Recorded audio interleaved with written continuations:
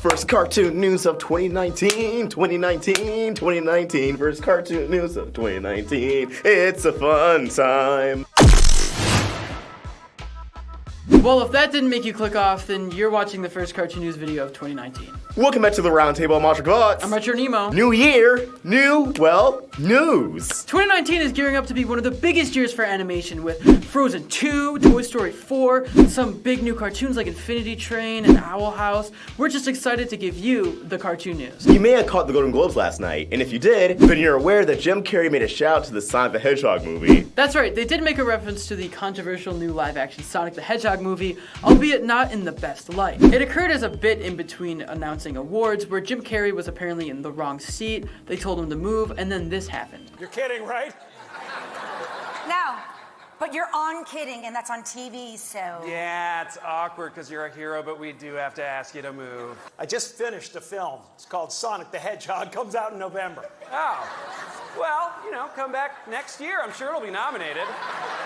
Oh, Jim Carrey got, yo! This is worse than that time he was on that island. Remember when Jim Carrey was on the island alone? I've never seen the Godfather trilogy. This entire exchange was just kind of surreal. One, a Sonic the Hedgehog movie got acknowledged at the Golden Globes, one of the biggest award shows of all time. There's already so much controversy and memes around this film that the fact they're playing into it is kind of charming. Not to mention the fact that they couldn't even mention it without subtly dissing it, just is really showing what this film is turning out to be. But hey, that doesn't necessarily paint Jim Carrey in a bad light. In fact, a few weeks ago, the official Twitter account for the Sonic movie was making shots at themselves, which we covered in a separate video. But that makes me wonder, is all this a ploy? Maybe the whole marketing scheme for this movie is making it look as horrible as possible, only to drop it and reveal that it's one of the best movies ever. A lot of media in the last year or so has made a point to subvert expectations. Set the audience up to expect one thing, only to deliver another. Considering the Sonic series has become pretty meta in the last few years, especially with the animated series Sonic Boom, it wouldn't surprise me that exact same strategy is being applied to this movie, making it seem like it's going to be the most awful thing ever. Make everyone cringe at the posters. Make the cast and crew look like they don't have much faith in it, so when it actually debuts and it's a solid movie,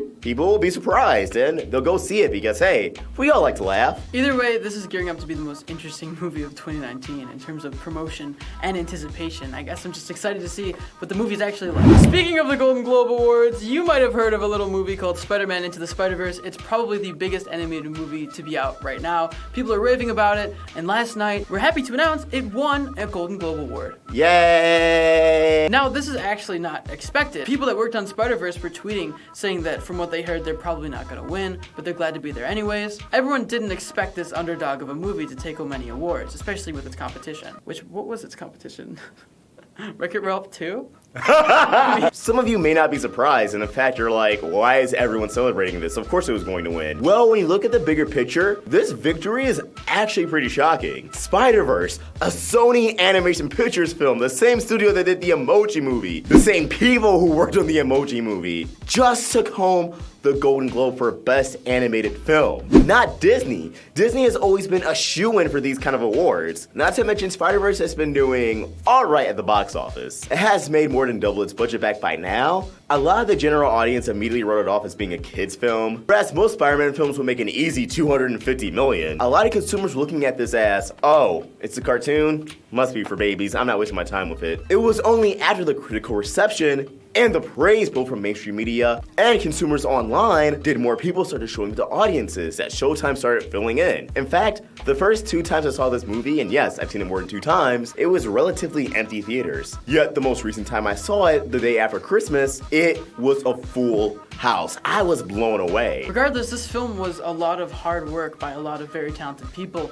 and that is shown by their acceptance speech where I'd say there's about 20 plus people on that stage. They were cut off by the music, they were trying to talk the whole time. It was just a testament to how many people work on animated movies. Roll the clip. Thank you, HFPA, for recognizing such an unusual movie. We were trying to make a movie that spoke to the idea that anyone could be behind the mask through telling the story of Miles Morales, a kid from Brooklyn, African-American, Puerto Rican. But no matter which way you spin it, this is a huge victory for animation. The Ben 10 reboot. Everyone loves Ben 10. He has a little Omnitrix watch, you know? It's like telling the time, except, you know, his slogan is, it's hero time. Get it? Watch. Hero time. You should just an alien. I just now got that. I just now put that together. I stole that from Discord. What's wrong, Shane?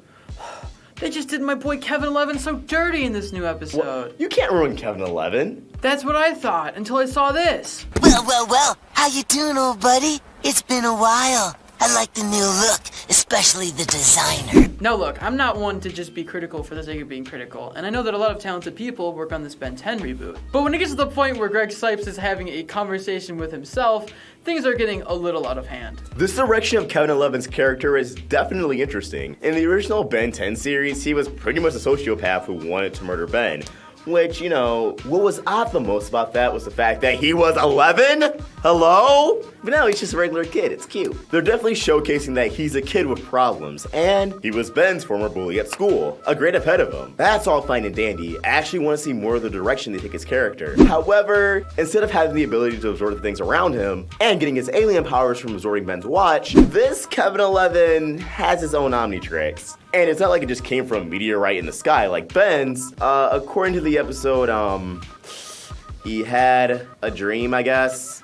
And the dream showed him the Omnitrix. No, I'm sorry.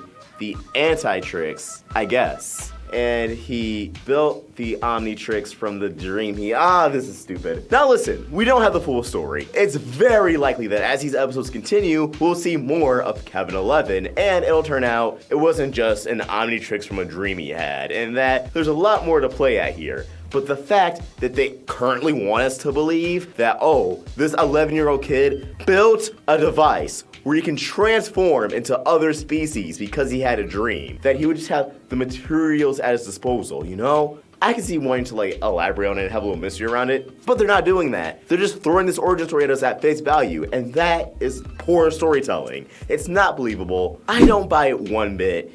And it kind of ruins his new interpretation of his character. I'm down for a Kevin 11 who isn't actively trying to kill Ben. In fact, he only starts going toe-to-toe with Ben after Ben's already transformed. Which, how do you know it was Ben? This is just me ranting on the episode at this point, but it comes out of passion. Yes, Kevin 11 is back in Ben 10. Yes, they have the potential to make his character great, way better than just some sociopathic murderer that was in the original. And having Greg Sipes voice both Stingfly and Kevin was a messy decision. There's almost no differentiation in his voice. I'm still gonna remain optimistic that they push his character in the right direction, but only time will tell.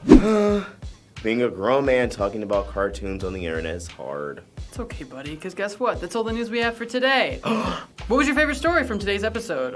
What did you like? What didn't you like? Let us know in those comments down below. Or tweet to us at Roundtable Vids or at @StretcherNemo. Awesome thoughts. We're also on Instagram. Please, I need more followers. You can help the Roundtable grow by either becoming a member of this channel or checking out our Patreon. We have sneak peeks, your name can be at the end of the video, and so much more.